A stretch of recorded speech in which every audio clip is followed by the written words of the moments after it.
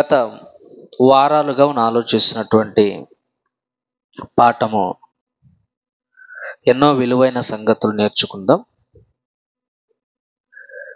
ఈరోజు కూడా ఒక అద్భుతమైన పాఠాన్ని బైబిల్ గ్రంథంలో నుంచి ఆలోచిద్దాం, నేర్చుకుందాం. పాఠం పేరు వచ్చి నేటి కాలంలో అన్య భాషలు ప్రవచించుట, పేరుతో పిలుచుట, స్వస్థతలు ఉన్నాయా? నేటి కాలంలో అన్య భాషలు ప్రవచించుట, పేరుతో పిలుచుట, స్వస్థతలు ఉన్నాయా? ప్రియులారా, మనం ఈరోజు ఒక రెండిటి గురించి ఆలోచిద్దాం. ఆ రెండు ఏమంటే, నేటి కాలంలో అన్య భాషలు ప్రవచించుట ఉన్నాయా అని ఆలోచన చేయగలిగితే, మొదటగా ప్రియులారా, నిన్నటి వారం మనము ఏం ఆలోచించామంటే, వరాలనేవి శిష్యులకు ఇవ్వబడ్డాయి. వరాలనేవి అపోస్తులకు ఇచ్చాడని మనం ఆలోచించాం పోయిన వారం. అపోస్తులు ఎవరికైతే తల మీద చేతులు పెట్టి ప్రార్థిస్తారో అప్పుడు వాళ్లకు పరిశుద్ధాత్మ వరాలనేవి వస్తాయి అని మనము పోయిన వారము బైబిల్ గ్రంథంలో నుంచి ఆలోచించాం. కానీ ఈరోజు యావత్ క్రైస్తవులు వరాలు ఉన్నాయని, క్రైస్తవ్యాన్ని అతి భయంకరమైన మూఢభక్తిలో బైబిల్ చెప్పనివి నేటి క్రైస్తవులు చేస్తున్నవి భిన్నంగా ఉన్నాయి. ఇదిగో మాకు వరాలు ఉన్నాయి. చాలామంది పాంప్లెట్లు ఏమేసుకుంటారంటే, ఇదిగో గొప్ప దైవజనుడు, ఆ దైవజనుడు కంట ఏమున్నాయంట, కృపావరములు కలిగిన దైవజనుడు. బైబిల్లో ఏమో వరాలు కొందరికి ఒక రకం, కొందరికి ఒక రకంగా ఉంటే, ఈయనకేమో అన్ని వరాలు ఉన్నాయంట. మరికొంతమంది ఇదిగో గొప్ప దైవజనురాలు, ఏం అద్భుతంగా కృపావరముల చేత వాడబడుతున్న దైవజనురాలు అంటారు. ప్రియులారా, అసలు వరాలు ఎవరికి ఇవ్వబడ్డాయి, ఎవరి వరాలు ఏంటి అన్నది ఆలోచించే ఆలోచన క్రైస్తవ్యానికి లేదు. చాలామంది నాస్తికులు, హేతువాదులు, కొందరైతే ఇస్లాం సోదరులు, అహ్మద్ దీదా మనకు అందరికి తెలుసు, ఎంతో 13 మంది సేవకులను, పాస్టర్ సైతాన్ని ఓడించాడు ఆయన. ఇదిగో బైబిల్లో మాటలు నువ్వు నమ్ముతావా? నేను నమ్ముతాను. అయితే బైబిల్లో ఒక మాట ఇవ్వబడింది, ఆ మాటను నమ్ముతున్నావా, విశ్వసిస్తున్నావా అని మాట్లాడిన మాట మనం చూడగలిగితే మార్కు సువార్త 16వ అధ్యాయము 16వ వచనం. మార్కు సువార్త 16వ అధ్యాయము 16, 17 వచనాలు చదవండి ఒకసారి. నమ్మి బాప్తీసము పొందినవాడు రక్షింపబడును, నమ్మని వానికి శిక్ష విధింపబడును. నమ్మిన వారి వలన ఈ సూచక క్రియలు కనపడును. ఏవనగా, నా నామమున దెయ్యములను వెళ్ళగొట్టుదురు, కొత్త భాషలు మాట్లాడుదురు, పాములను ఎత్తుపట్టుకొందురు, మరణకరమైనది ఏది తాగినను వారికి హాని చేయదు, రోగుల మీద చేతులుంచినప్పుడు వారు స్వస్థత నొందుదురని వారితో చెప్పెను. ఈ మాట చూపించాడండి అహ్మద్ దీదా గారు. ఎంతో మందిని పాస్టర్ సైతాన్ని ఓడించాడు ఆయన. ఇదిగో ప్రతి పాస్టర్కి ఆయన వేసిన ప్రశ్న ఏంటో తెలుసా? నీవు బైబిల్ నమ్ముతున్నావా? బైబిల్లో మాటలు విశ్వసిస్తున్నావా? ఎస్, నేను విశ్వసిస్తున్నాను అన్నారు ఎంతోమంది. అయితే నమ్మిన వారి వలన ఈ సూచక్రియలు జరుగును. అయితే నువ్వు నమ్ముతున్నావా అన్నాడంట. నమ్ముతున్నా అన్నాడు. అయితే నమ్మితే ఇదిగో ఇక్కడ ఏమని రాయబడింది, హానికరమైన, మరణకరమైనది ఏది తాగినను నీకు హాని చేయదు.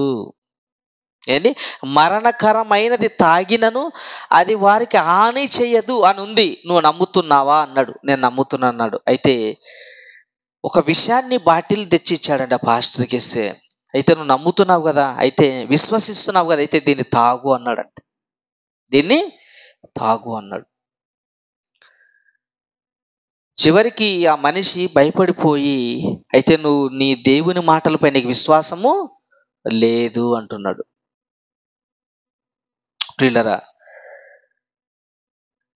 కనీసం నీ దేవుడు ఇదిగో ఇది విషయము కాదన్న సంగతి కూడా నీకు దేవుడు చెప్పలేదు అని అవమానంగా హేళనకరంగా మాట్లాడారండి. కారణం ఏంటంటే బైబిలు అర్థము కాక, బైబిల్కి అర్థం కాలేదండి. ఇంతకీ రాయబడినటువంటి ఈ మాటలు ఎవరి గురించి రాయబడిన మాటలు ఇవి, ఎవరితో చెప్తున్న మాటలు ఇవి, ఇది ఆలోచించాలి. బైబిల్లో రాయబడిన మాటలన్నీ నాకు అనుకుంటే పొరపాటు. బైబిల్లో మాటలు సందర్భానుసారమైన జ్ఞానం కావాలి మనకి. ఆ మాటలు ఎవరితో మాట్లాడుతున్నారు, ఆ మాటలు ఎవరికి సంబంధించింది, నమ్మిన వారి వల్ల సూచక్రియలు జరిగితే అన్నాడు కదా, ఎవరు నమ్మితే వాళ్ళకు జరుగుతాయి, అందరూ నమ్మితే అందరికీ జరుగుతాయా, ఇలా ఆలోచించాలి బైబిల్ని. ఏమండి, ఇలా బైబిల్ని ఆలోచించాలి గనక ఇంతకు ఈ మాట ఎవరి గురించి రాయబడిన మాట? 16వ వచనం చదవండి ఒకసారి. నమ్మి బాప్తిసం పొందిన వాడు రక్షించబడును, నమ్మని వారికి శిక్ష విధించబడును. తర్వాత కింద మాట 17వ వచనం, నమ్మిన వారి వలన ఈ సూచక్రియలు జరుగును, ఏలయనగా నామమున దెయ్యములు వెళ్ళగొట్టుదురు. ఇది అందరూ చేస్తారు. అంటే దెయ్యాలను వెళ్ళగొట్టే వాళ్ళు ఎంతో మంది మనకి కనపడతారు. కానీ వాస్తవంగా దెయ్యాలు అనేవి లేవు అని బైబిల్ ఎంత చెప్పినా కూడా ఈరోజు దెయ్యాలు ఉన్నాయి, నిన్ను పీడిస్తున్న దురాత్మలని వెళ్ళగొట్టే వాళ్ళు ఎంతో మంది మనకి కనపడుతున్నారు. తర్వాత మాట, కొత్త భాషలు మాట్లాడుదురు, పాములు ఎత్తు పట్టుకొందురు, మరణకరమైనది ఏది త్రాగినను అది వానికి హాని చేయదు. నేను ఈ మాటను చూశాడు ఒక ఆయన, పాస్టర్ గారు, విదేశాల్లో ఉన్న పాస్టర్ గారు. ఇదిగో పాముల్ని ఎత్తు పట్టుకుంటే ఏమీ కాదు, హాని చేయదని ఒక పాముని ఎత్తుకున్నాడు మందిరంలో. చివరికి ఆ పాము కాటేసేసరికి హాస్పిటల్లో అడ్మిట్ అయిపోయాడు. చూసే వాళ్ళందరూ ఎలా, ఇదిగో బైబిల్ రాయబడిన మాటే కదా, మరి ఎందుకు ఆయనకు అలా జరిగిందని ఆలోచించరా ప్రియులరా? అంటే ఈరోజు వాళ్ళకు అనుకూలమైన మాటలు తీసుకుంటారు, వాళ్ళకు ఉపయోగపడిన మాటలు తీసుకుంటారు, మిగిలిన వాటిని పక్కకు పెడతారు. ఇప్పుడు ఆలోచిద్దాం, ఇంతకు ఈ మాటలు నమ్మిన వారి వల్ల సూచికలు జరుగుతాయి అన్నాడు కదా. అన్య భాషలు మాడతారు, దెయ్యాలను వెలగొడతారు, పాములను ఎత్తు పట్టుకుంటారు, మరణకరమైనది తాగిన హాని చేయదన్నారు కదా. ఇంతకు ఈ మాటలు ఎవరు ఉద్దేశించి ఎవరంటున్న మాటలు? ఈ మాటలు యేసుక్రీస్తు వారు చెబుతున్న మాటలు. ఎవరితో చెప్తున్నాడు? 14వ వచనం, 14వ వచనం ఎవరితో చెప్తున్నాడు ఆ మాటలు? పిమ్మట 11 మంది శిష్యులు భోజనమునకు కూర్చున్నప్పుడు ఆయన వారికి ప్రత్యక్షమై తాను లేచిన తర్వాత తను చూసిన వారి మాట నమ్మనందున వారి అపనమ్మిక నిమిత్తమును హృదయ కాఠిన్యము నిమిత్తమును వారిని గద్దించెను. ఈ మాటలను ఎవరితో మాట్లాడుతున్న మాటలు ఇవి? శిష్యులతో మాట్లాడుతున్న మాటలు.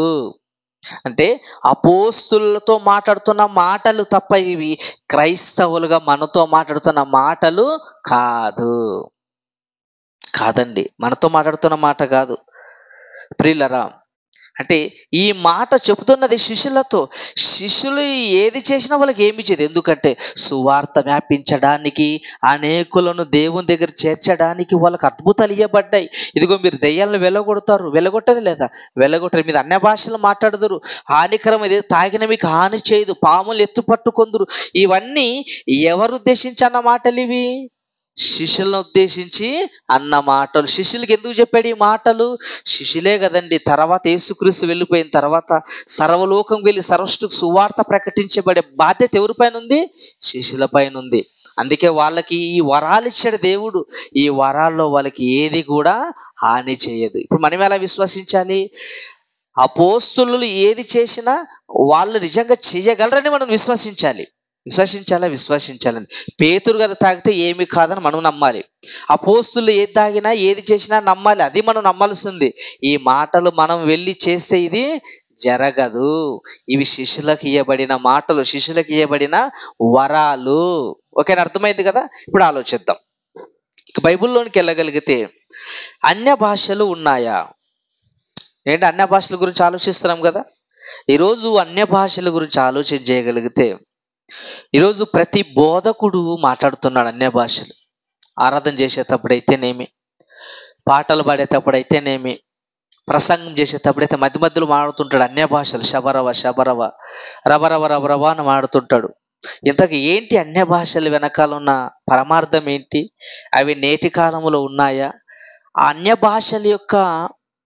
భాషలు అవసరత ఏంటి? అన్య భాషల అవసరత ఏంటి?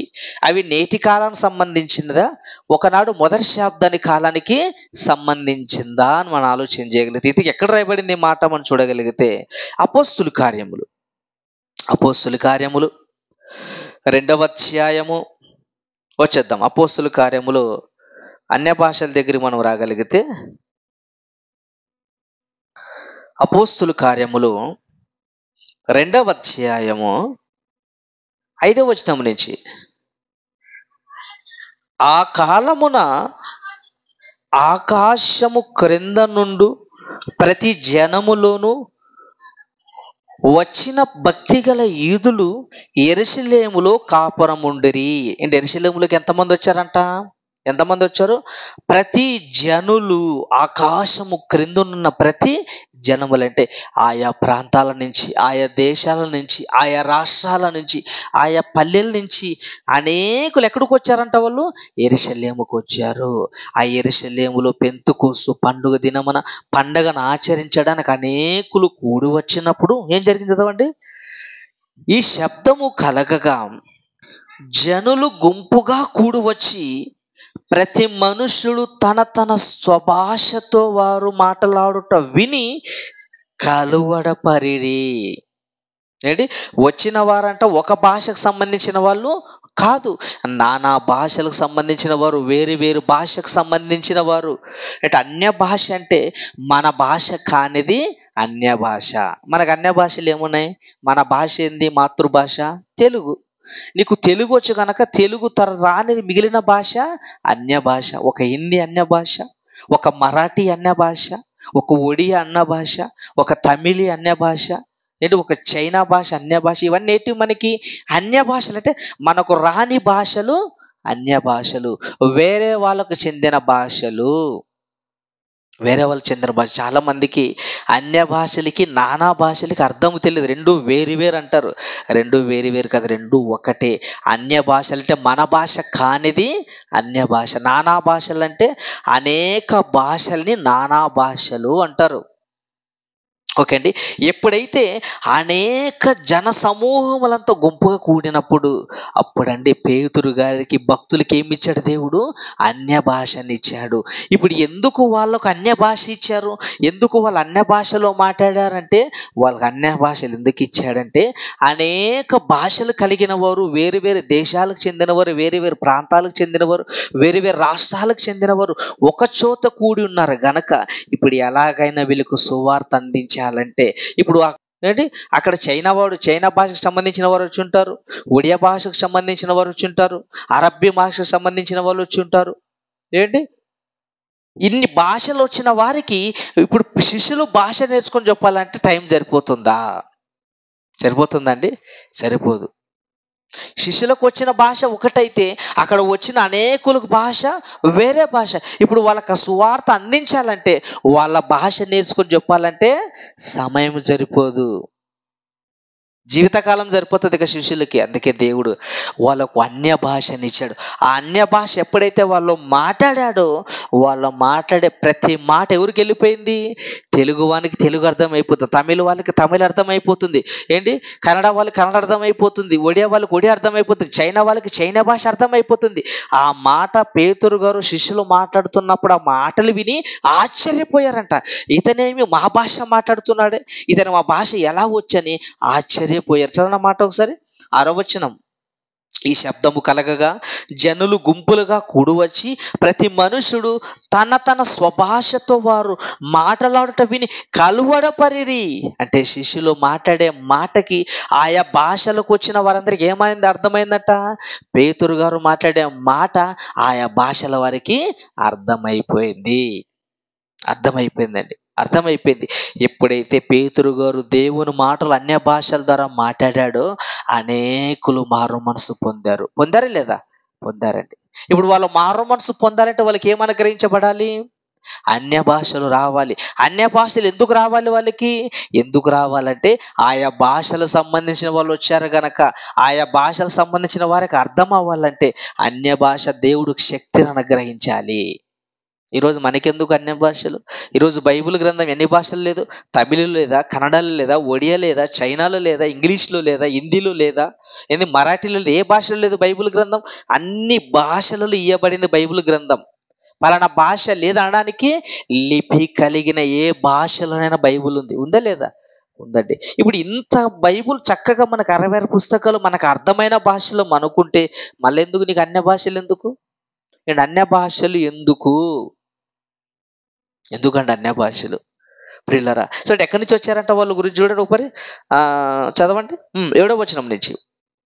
అంతటా అందరు విభ్రాంతి నుండి ఆశ్చర్యపడి ఇదిగో మాటలాడుచున్న వీరందరూ గలిలయరు కారా? వీళ్ళు గలిలయరు కదా శిష్యులు. వాళ్ళ మాట్లాడే భాష వేరు, కానీ వీళ్ళు మాట్లాడుతుంటే అందరికి అర్థమైపోతుంది. ఏంటి వింత, ఏంటి ఆశ్చర్యము?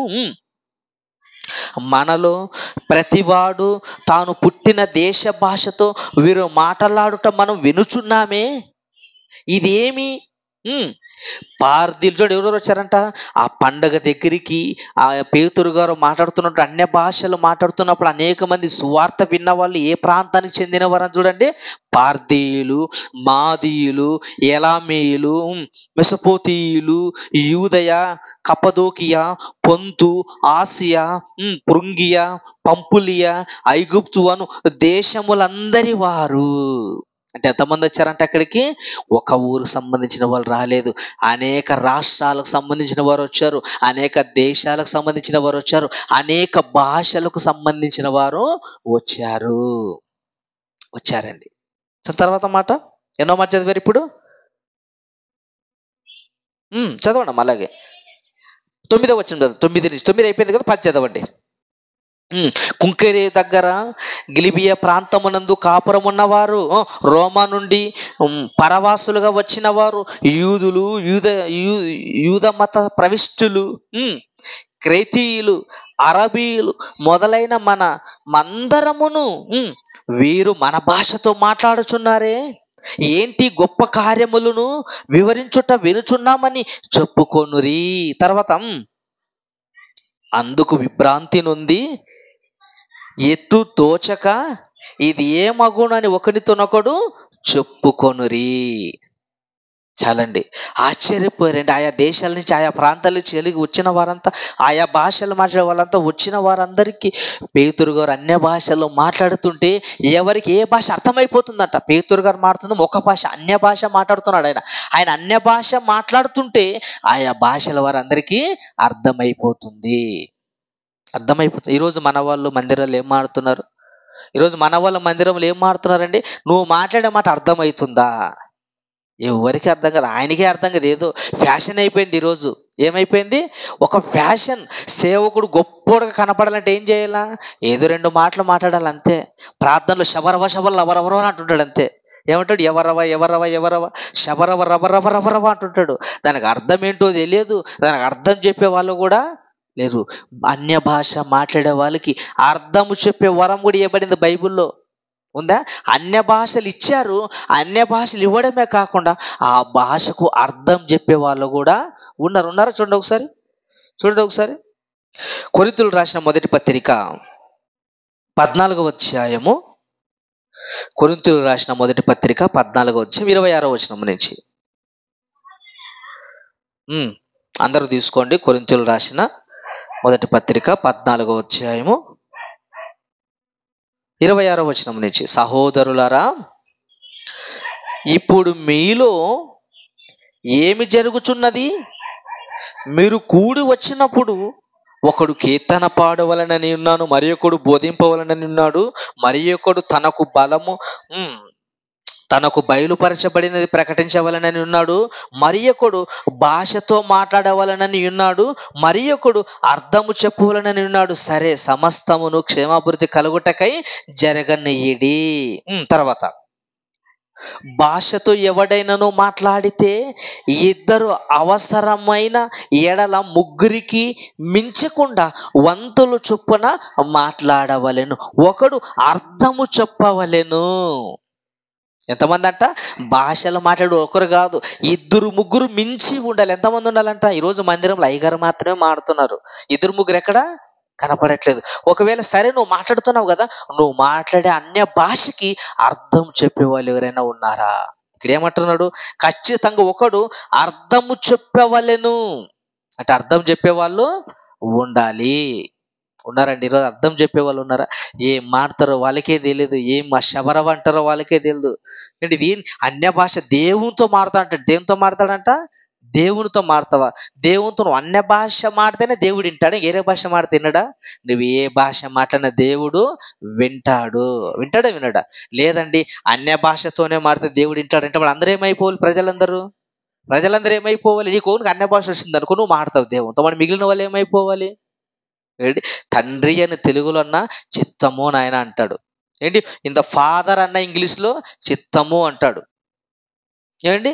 ఇందులో పితా అన్న దేవుడు చిత్తము అంటాడు. ఏంటి? కన్నడలో అప్ప అన్న దేవుడు చిత్తము అంటాడు. నువ్వు ఏ భాషతో పిలిచినా దేవుడు చిత్తము నాయన అంటాడు.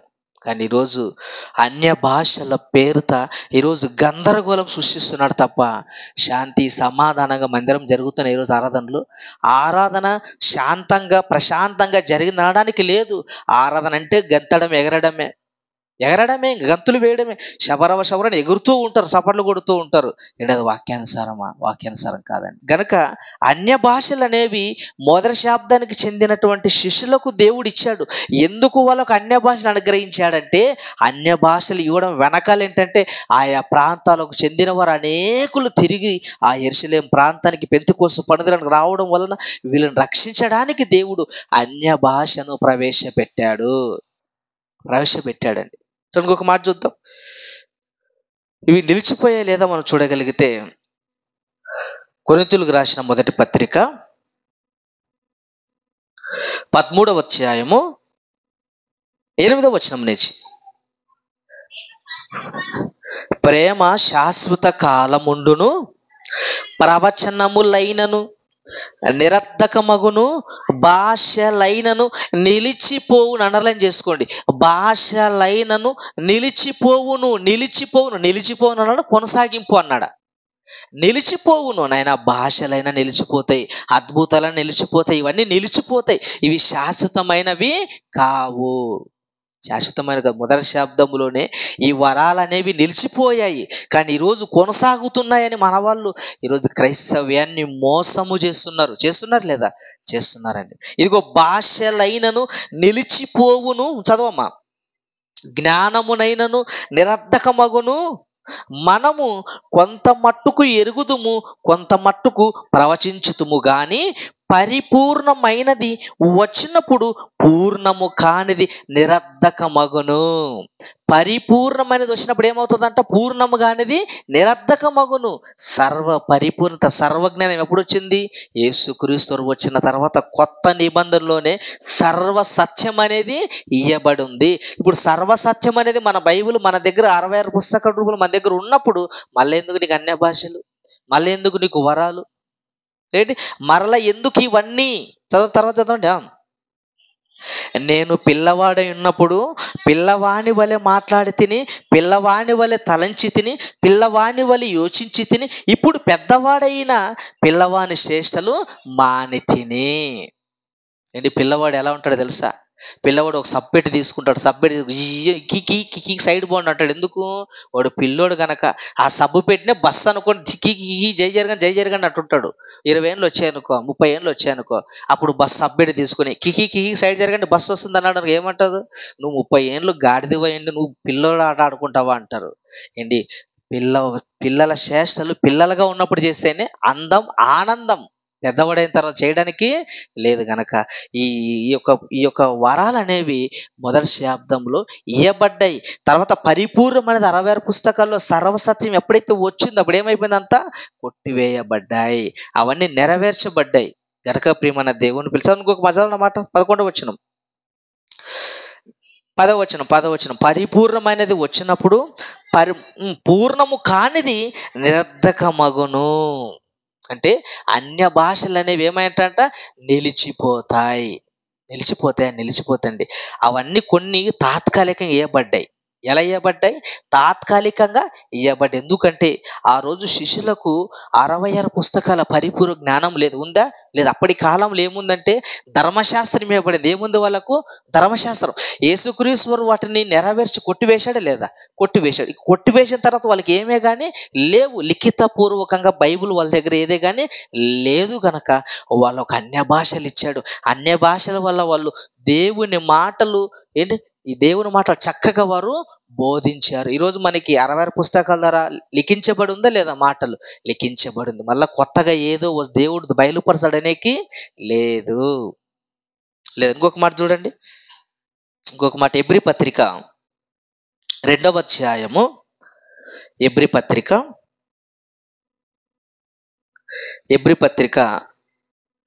2వ అధ్యాయం 3వ వచనం, 3-4 ఇంత గొప్ప రక్షణను మనము నిర్లక్ష్యము చేసిన ఎడల ఎలాగు తప్పించుకుందుము?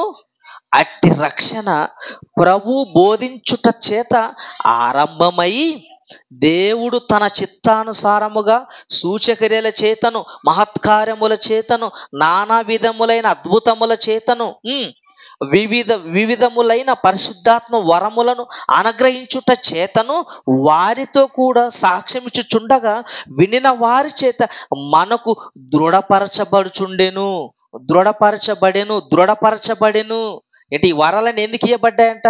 అప్పటిగా సర్వసత్యం అనేది లేదు గనక ఈ వరాలని, అద్భుతాలను ఎందుకు ఇచ్చాడు తెలుసా?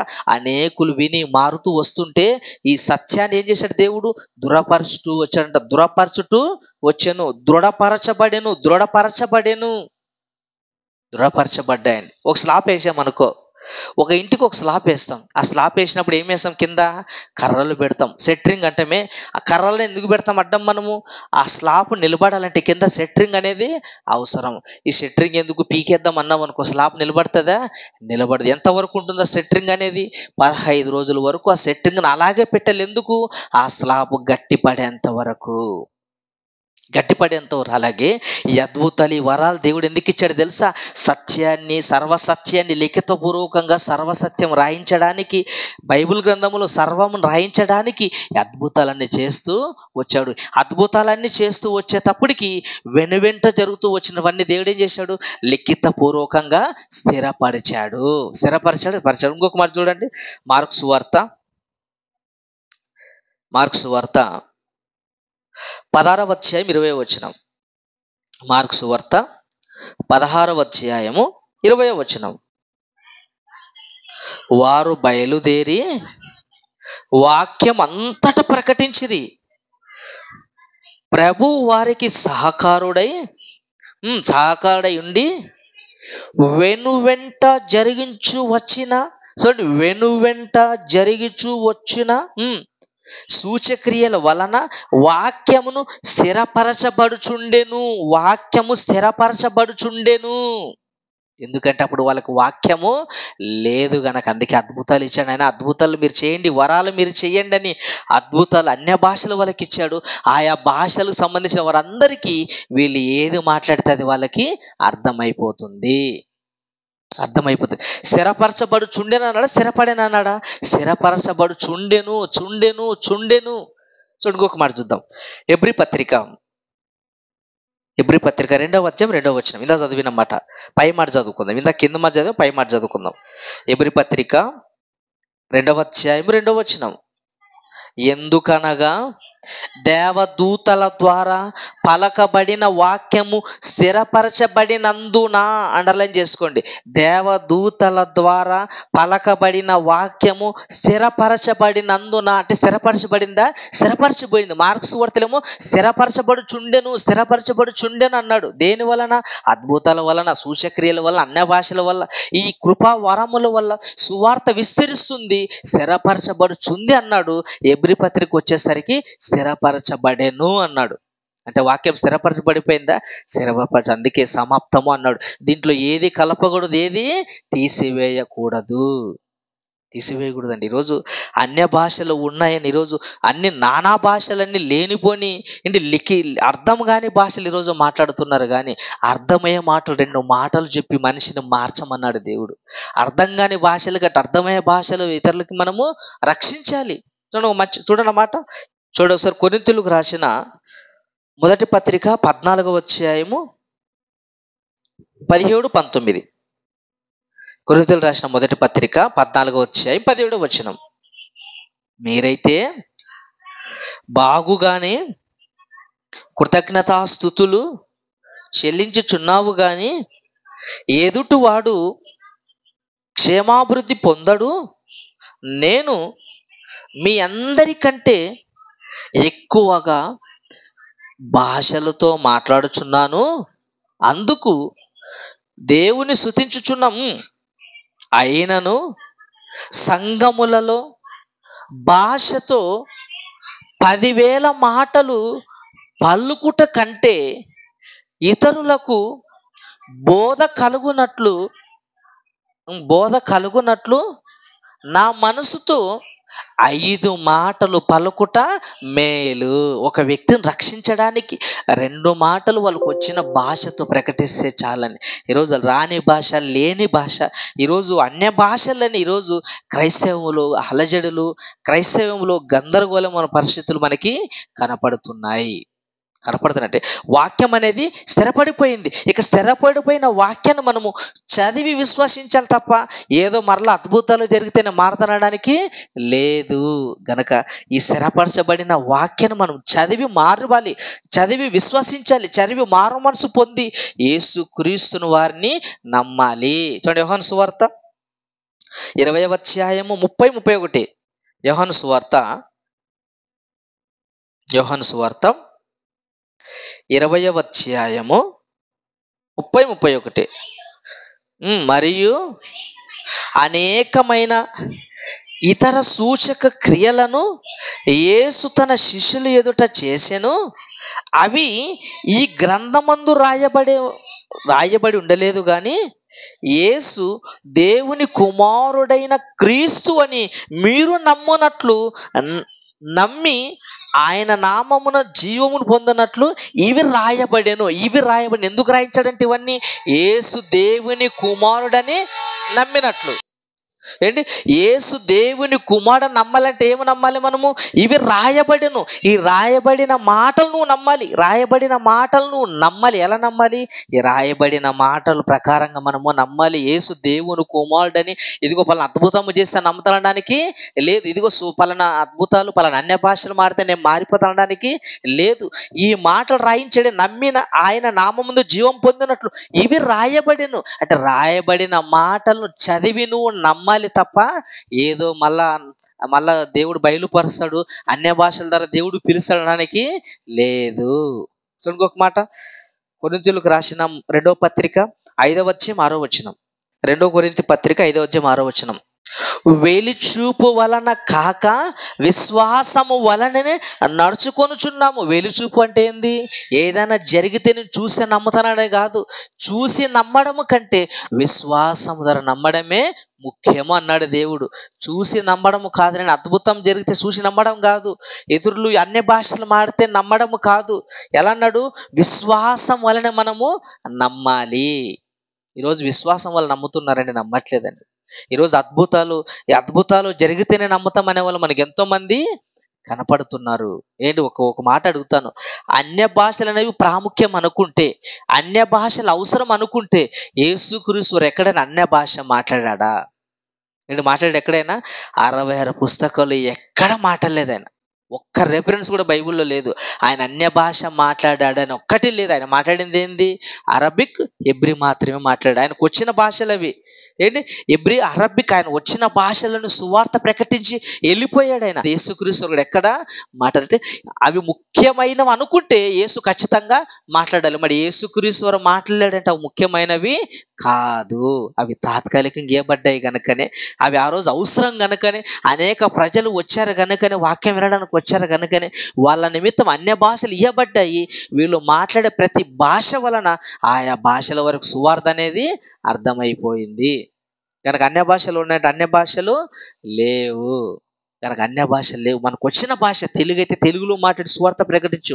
నీకు హిందీ వస్తే హిందీలో మాట్లాడు, ఇంగ్లీష్ వస్తే ఇంగ్లీష్లో మాట్లాడు. నీకు ఏ భాష వస్తే ఆ భాషలో సువార్తను ప్రకటించాలి. కనుక బైబిల్ రాయబడిన మాటలన్నీ నా మాటలు అనుకుంటే పొరపాటండి. బైబిల్లో మాటలు ఎవరి గురించి రాయబడ్డాయి, ఎవరితో రాయబడ్డాయి, ఎవరు ఉద్దేశించి రాయబడిన మాటలు అనేవి ఖచ్చితంగా ఆలోచించాలి. ఇదిగో మా పాత నిబంధన కాలంలో మోషే అద్భుతం చేశాడు కదా, ఎర్ర సముద్రాన్ని పాయలు చేశాక నేను పాయలు చేస్తా అన్నావు అనుకో, పాయలు చేయగలవా? ఆయన సముద్రాన్ని పాయలు చేశాడు, నువ్వు పిల్లకాలు కూడా పాయలు చేయలేవు. ఎందుకు? ఆ రోజు అవసరం గనక. సైన్యములు ఫరో వాళ్ళు ఎన్ని అంటుతున్నారు గనక శత్రువుల నుంచి రక్షించడానికి దేవుడు అద్భుతాన్ని చేయించాడు. లేదు ప్రభా నేను కూడా కాలువను పాయలు చేస్తున్నావు అనుకో, కాలువలో పడి చస్తావు తప్ప దాన్ని పాయలు చేయలేవు. ఏం అవసరం ఈరోజు నీకు? కాలువను పాయలు చేసే అవసరం ఏమొచ్చింది నీకు? అవసరం లేదు. ఆ రోజు మోషే గారికి అవసరం కనుక సముద్రం పాయలు చేశాడు దేవుడు. అంటే యెహోషువ గారు సూర్యచంద్రులను ఆపాడు. ఆయన ఎందుకు ఆపాడు? ఇశ్రాయేలు ప్రజలు రక్షించడానికి, శత్రువులు సంహరించడానికి సూర్యచంద్రులను ఆపాడు. ఈరోజు నువ్వు ఎందుకు ఆపాలనుకుంటావు? సూర్యచంద్రులు ఏమో కారణం ఉందని ఆపుతావు? అవసరం లేదండి. ఈరోజు బైబిల్లోని మాటలు ఇదిగో వాళ్ళు ఆపాడు కనుక నేను ఆపుతాను అనుకుంటాడు. ఏంటి? ఇదిగో పేతురు గారికి అద్భుతాలు ఇచ్చాడు కనుక నాకు అద్భుతాలు అనుకుంటాడు. అయితే పేతురు గారు నీళ్ళ మీద నడిచాడు, నువ్వు నడుస్తావా? పేతురు గారు నీళ్ళ మీద నడిచాడు, నువ్వు నడుస్తావా? ఎక్కడుందమ్మా చూడండి, మత్తయి సువార్త 14:29. మత్తయి సువార్త 14:29. ఆయన రమ్మనగానే పేతురు దోణి దిగి యేసు యొద్దకు వెళ్ళుటకు నీళ్ళ మీద నడిచెను గాని. ఏంటి? పేతురు గారు ఎలా నడిచారంట? నీళ్ళ మీద నడిచాను. ఇప్పుడు పేతురు నీళ్ళ మీద నడిచాడు, నువ్వు నడుస్తావా? నీళ్ళ మీద నడవమని చెప్పింది ఎవరితో? యేసుక్రీస్తు వారు ఎవరితో చెప్పాడు? పేతురుతో చెప్పాడు. అప్పుడు ఎవరు నడవాలి నీళ్ళ మీద? పేతురు నడవాలి. లేదు నేను నడుస్తానన్నావు అనుకో, నీళ్ళ మీద కదా నీళ్ళలోకి వెళ్ళిపోతావు. కనుక దేవుడు ఏది చెప్తే అది మనము చెయ్యాలి. చెప్పని వాటి గురించి మనం ఆలోచించకూడదండి. చెప్పాలన్న మాట చెప్పలేదు నేను చేస్తాను అనుకుంటే నువ్వే నష్టపోతావు. యేసుక్రీస్తు వారు చెప్పిన మాట ప్రకారంగా మన జీవితం అనేది ఉండాలి. ఓకేనా? అన్య భాషలు ఉన్నాయా? లేవు. అవసరత ఏమైనా ఉందా? ఏమీ లేదు, అవసరత లేదు. కనుక మొదటి శాబ్దంలో ఎందుకు ఇవ్వబడ్డాయి అవి? సువార్త వ్యాప్తి కొరకు, అనేకులు రక్షించడానికి అన్య భాషలు వాళ్ళకి ఇచ్చాడు. ఈరోజు అన్య భాషలు అవసరమా? అవసరం. ఎందుకు? అన్ని భాషల్లో బైబిల్ గ్రంథము ఉంది. అన్ని భాషల్లో బైబిల్ ముద్రించబడింది కనుక చదువుకుంటే చక్కగా అర్థమైపోతుంది. పాస్టర్లు కూడా అన్ని భాషలకు సంబంధించిన వాళ్ళ సేవకులు మనకి కనపడుతున్నారు. ఓకేనండి? ఇప్పుడు మనము ఇంకొకటి ఏమో ఇవ్వబడింది? ప్రవచించుట. దీన్ని చూసుకొని ముగించుకుందాం. ఏంటి? ప్రవచించుట. ఈరోజు ప్రవచనాలు ఉన్నాయని ప్రవచించడం అనేది ఈరోజు చాలా మంది ఫ్యాషన్ అయిపోయింది. వాళ్ళ పేరు ముందు ఏం చెప్పారు తెలుసా? గొప్ప ప్రవచనము కలిగిన దైవజనుడు. ప్రవచనం అంటే ఏంది? జరగబోయేది చెప్పడమే ప్రవచనం, ప్రవచించుట. ఈరోజు మన వాళ్ళు కూడా గొప్ప దైవజనుడు ప్రవచిస్తాడు. ఏం ప్రవచిస్తాడు? జరగబోయేది చెప్పుతాడు. ఏంటి? ప్రవచనం అనేది ఏదైనా ఒక్కసారి నెరవేరబడుతుంది, ఒకసారి నెరవేరబడుతుంది. పాత నిబంధన గ్రంథంలో ప్రాయబడిన ప్రవచనాలు కొత్త నిబంధన నెరవేరారు లేదా? నెరవేరాయి. కన్యక గర్భవతి కుమారుని కనును అన్నాడు. కన్యక కనిందా లేదా కుమారుని? యేసుక్రీస్తు అన్న సంగతి మనకు తెలుసు. ఒక్కసారి నెరవేరుతుందా? ప్రతి సంవత్సరం నెరవేరబడుతుందా? ఒక్కసారే నెరవేరబడుతుంది. ఒక్కసారి నెరవేరితే ప్రవచనం అనేది ఒక్కసారి నెరవేర్చబడుతుంది. ఈరోజు మేము ప్రవచనాలు ప్రవచిస్తామనే వాళ్ళు ఎంతో మంది మనకి కనపడుతున్నారు. ప్రవచనం అనేది కూడా ఎలాంటిదంటే ఒక చిలక జ్యోతిష్యం మాదిరిగా అయిపోయింది. ఒక చిలక జ్యోతిష్యం ఎలాగైతే చిలుకను బేస్ చేసుకొని ఇదిగో నీకు ఇలా జరగబోతుంది, నీ జీవితంలో సమస్యలు ఉండవు, నీకు 2 భార్యలు వస్తారు, 2 పిల్లలు వస్తారు, నీకు ఈ సుడి ఉంది, ఆ సుడి ఉంది, ఈ గుండు ఉందని చెప్తుంటాడు చిలక ద్వారా. కానీ ఈరోజు మన వాళ్ళు కూడా ఈరోజు బైబుల్ చేత పట్టుకొని ఇదిగో నువ్వు కారులో తిరుగుతావు బిడ్డ అంటాడు. ఏమంటాడు? నువ్వు కారులో తిరుగుతావు బిడ్డ, నువ్వు విమానం ఎక్కుతావు బిడ్డ, ఇదిగో నువ్వు అంతస్తులు మేడీలు కడతావు, దేవుడు నాకు ప్రవచించాడు, నేను ప్రవచిస్తాను అంటాడు.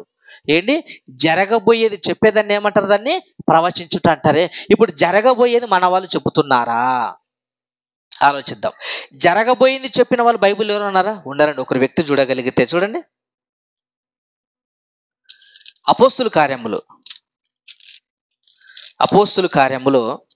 11వ అధ్యాయం 27-28. అపోస్తుల కార్యములు 11వ అధ్యాయము 27-28. ఆ దినముల యందు ప్రవక్తలు యెరూషలేము నుండి అంతియోకయకు వచ్చారు. ప్రవక్తలందరూ ఎక్కడికి వచ్చారంట? అంతియోకయకు వచ్చారు. అంతియోకయకు వస్తే వారిలో అగాపు అను ఒకడు నిలవబడి భూలోకమంతటా గొప్ప కరువు రాబోచున్నది ఆత్మ ద్వారా సూచించెను. ఎవరైనా? అగాపు అనే ఒక వ్యక్తి. ఈ అగాపు అనే వ్యక్తి ఏం ప్రవచించాడంట? భూలోకమంతటా గొప్ప కరువు రాబోతుంది ప్రవచించాడు ఒక వ్యక్తి. అగాపు అనే ఒక వ్యక్తి కరువు రాబోతుందని ప్రవచించాడు. కానీ ఈరోజు మన వాళ్ళు, నాలో ఆత్మ నిండుకుంటుంది, నాలో ఆత్మ ఆహ్వానించింది, నాలో ఆత్మ నిండుకుంటుంది, జరగబోయేది చెప్తానంటాడు. మరి జరగబోయేది చెప్పేవాడు అయితే కరోనా వస్తుందని ముందే చెప్పొచ్చు కదా. ఏంటి కరోనా వస్తుందని ముందే చెప్పొచ్చు కదా. ఆ కరోనా వల్ల కొన్ని లక్షల మంది చనిపోయాడే, ఆ లక్షల మంది చావుకుండా నువ్వు ముందే కరోనా ఒకటి వస్తుందని చెప్పింటే ఈరోజు మన ప్రభుత్వాలు ముందుగానే సిద్ధపడేవారండి. మొన్ననే ఎందుకు కర్నూలు దగ్గర హైదరాబాద్ నుంచి బయలుదేరింది బెంగళూరుకి బస్సు. ఏంటి ఒక బస్సు బయలుదేరి ఎంతమంది చనిపోయారు? 20 మంది చనిపోయారు. ఆ 20 మందిలో కుటుంబానికి సంబంధించిన పిల్లలు, 2 పిల్లలు, తల్లిదండ్రులు కాలి అయిపోయారండి. కుటుంబంలో ఒక్కొక్కరు ఇంజనీరింగ్ చేసేవాళ్ళు, డాక్టర్లు చేసేవారు, ఉన్నత చదువులు చదివిన వాళ్ళందరూ హాయిగా మేము గమ్యానికి చేరుకుంటామని హాయిగా నిద్రపోతున్నారు. అనుకోకుండా ప్రమాదం జరగడం వలన 20 మంది అక్కడక్కడే మాంసము ముద్దలా మాడిపోయారండి. ఇప్పుడు నీకు జరగబోయేది తెలుసు అన్నావు కదా, మరి ఎందుకు ఆ బస్సు ప్రమాదాన్ని ఆపలేకున్నారు ఈరోజు పాస్టర్లు? అడుగుతున్నాం మనం. ఈరోజు నీకు జరగబోయే ప్రవచించే వరము నీకు ఉన్నట్టున్నావు కదా, అయితే ఎందుకు ప్రమాదాన్ని ముందుగా పసిగట్టలేకపోయావు? నువ్వు ఎందుకు పసిగట్టలేకపోయావు? వాడు బైబిల్లో ప్రవక్త చెప్పాడు, బైబిల్లో దైవజనులు చెప్పారు కదా, ఇదిగో గొప్ప కరువు రాబోతుందని అగోబనే ఒక దైవజనుడు ప్రవచించాడు కదా, గొప్ప కరువు రాబోతుందని చెప్పాడే. ఈరోజు మన వాళ్ళు ఎందుకు చెప్పలేకపోతున్నారు? అలా ఎన్ని బస్సుల యాక్సిడెంట్, ట్రైన్ యాక్సిడెంట్లు, ఈరోజు ఎన్నో భయంకరమైన పరిస్థితులు ఎందుకు జరుగుతున్నాయి అంటే నీలో వరము లేదు గనక నటిస్తున్నావు. ఏం చెప్తారో తెలుసా? ఎక్కువ వీళ్ళు చెప్పేదని తెలుసా? ఇదిగో నీ కుటుంబంలో ఆర్థిక సమస్య. ఏ కుటుంబంలో ఆర్థిక సమస్యలు లేవు? అన్ని కుటుంబాలు ఆర్థిక సమస్యలు. ఇదిగో నీకు ఉద్యోగం లేదా అంటాడు. అందరికీ ఉద్యోగం సమస్యలే. అంటే అందరికీ తెలిసినవే మాట్లాడతారు తప్ప, అందరికి అనుకూలమైనవే మాట్లాడతారు తప్ప, ఇదిగో నీ విమానం ఎక్కడం పెద్ద కష్టమా? 5,000 ఉంటే చాలు విమానం కదా ఏడైనా ఎక్కచ్చు. 10,000 ఉంటే చాలు నువ్వు ఎక్కడైనా తిరగచ్చు విమానంలో. విమానం ఎక్కడానికి పెద్ద అవసరం లేదు, డబ్బు 10,000 ఉంటే చాలండి, ఎక్కడైనా ఎక్కచ్చు. కానీ ఈరోజు ఇదిగో మేము జరగబోయే చెబుతామని ఈరోజు మన సహోదరులు శిలక జ్యోతిష్యం అనేది ఎంత అబద్ధం అయిపోయిందో, ఈరోజు మన వాళ్ళు కూడా బైబిల్ పట్టుకొని ఇదిగో నేను ప్రవచిస్తున్నాను ఈరోజు ల్యాప్టాప్ ముందు కూర్చొని ఈరోజు ప్రవచిస్తున్నామని ఎంతోమంది భయంకరమైన బైబిల్లో లేని మాటలు ప్రవచిస్తున్నారు. అలాంటి వాళ్ళకి ఫాలోయింగ్ ఎక్కువ. అలాంటి వాళ్ళ మందిరాలే కుప్పలుగా నిండుతారు. సత్యాన్ని బోధించే వారి దగ్గర ఎవరు రారండి. కనుక ఈరోజు ప్రవచనాలు అనేవి ఏవి లేవు. దేవుడు అన్ని 66 పుస్తకంలో రాయించి పెట్టాడు. ఏం ప్రవచించాడు తెలుసా? దేవుడు ముందు రాయించాడు. నువ్వు దేవుని కొరకు బ్రతికిరబడితే నిత్య జీవితానికి వెళ్ళిపోతావు. ప్రవచనమా కాదు అది. నువ్వు దేవుని కొరకు బ్రతికితే ఎక్కడికి వెళ్ళిపోతావు? నిత్య జీవితానికి వెళ్ళిపోతావు. నువ్వు దేవుని కొరకు బ్రతకనబడితే ఎక్కడికి వెళ్ళిపోతావు? నిత్య నరకానికి వెళ్ళిపోతావు. ఆల్రెడీ బైబిల్ అన్ని రాయించాడు దేవుడు. నువ్వు చదివి తెలుసుకోవాలి తప్ప ఏది ప్రవచనాలు అనుకుంటుంది మూర్ఖత్వము. అయితే ఎందుకు జరగబోయే ప్రమాదాలు ఎందుకు పసిగట్టలేకపోతున్నారు? అవన్నీ మాయండి, మోసం. క్రైస్తవ్యాన్ని మోసము చేసి ఈ దొంగలు చాలా మంది క్రైస్తవ్యలో బయలుదేరారు. కనుక ఎన్ని ఆలోచించాం మనము? నేటి కాలంలో అన్య భాషలు ప్రవచించుట ఉన్నాయా? ఈ రెండింటి గురించి మనము ఆలోచించాం. ఇక నెక్స్ట్ వారం వచ్చేసి నెక్స్ట్ వారం పేరుతో పెట్టి పిలిచేది ఉందా? తర్వాత స్వస్థతలు ఉన్నాయా? ఓకే, ప్రార్థన చేసుకుందాం. దయగలిగిన మా తండ్రి, కృపగలిగిన దేవ, విలువైన మాటలు మాకు నేర్పించారు, ఆలోచించాము నాయన. తండ్రి, సర్వసత్యాన్ని మాకు అనుగ్రహించారు ఎవరి పుస్తకాల ద్వారా. ఈ మాటలు చదివి తెలుసుకొని విశ్వసించాలన్నారు. మొదటి శాబ్దంలో జరిగిన అద్భుతాలు మొదటి శాబ్దంలో నిలిచిపోయాయి. తండ్రి, సర్వసత్యం మాకు అనుగ్రహించారు. ఆ మాటలు విని విశ్వసించాలని కోరుకున్నారు. సంఘాన్ని దీవించండి, ఆశీర్వదించండి. చేరువచ్చిన ప్రతి ఒక్కరికి జ్ఞాపకం చేసుకోమని మీ కుమారుడు మా రక్షకుడైన యేసుక్రీస్తు నామములో ప్రార్థన అడుగుచున్నాం తండ్రి. ఆమేన్, ఆమేన్.